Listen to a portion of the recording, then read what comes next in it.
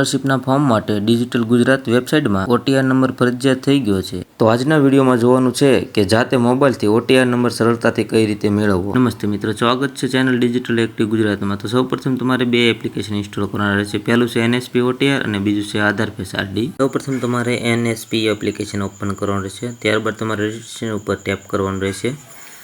ત્યાર પછી તમારે ટર્મ્સ એન્ડ કન્ડિશન એક્સેપ્ટ કરી અને નેક્સ્ટ સ્ટેપ ઉપર દેવાનું રહેશે। ત્યાર પછી તમે બીજા સ્ટેપ ઉપર આવી જશો। ત્યાં તમારે મોબાઈલ નંબર એન્ટર કરી સેન્ડ OTP ઉપર ટેપ કરવાનું રહેશે। ત્યાર પછી OTP દર્જ કરવાનો રહેશે। પછી નીચે છે કેપ્ચા કોડ, એ તમારે લખવાના રહેશે। પછી તમારે વેરીફાઈ ઉપર ટેપ કરવાનું। વેરીફાઈ ઉપર ટેપ કરશો એટલે ત્રીજા ઓપ્શનમાં આવી જશો। KYC કરવાનું રહેશે। આધાર કાર્ડ નંબર નાખી અને નેક્સ્ટ ઉપર ટેપ કરવું। આઈ એગ્રી ઉપર ટેપ કરવું। ત્યાર પછી KYC નો લાઈવ ફોટો પાડવાનો ઓપ્શન આવશે। આ રીતની પ્રોસેસ થશે અને આ રીતનું ફેસ તમારે સામે રાખવાનું રહેશે। આ રીતે ગ્રીન લાઇન ફરતે આવી જાય એટલે તમારે આંખ બે વાર ખોલ બંધ કરવાની, એટલે ઓટોમેટિક કેપ્ચર થઈ જશે અને સક્સેસફુલ વેરીફાઈનું સ્ટેટસ આવી જશે।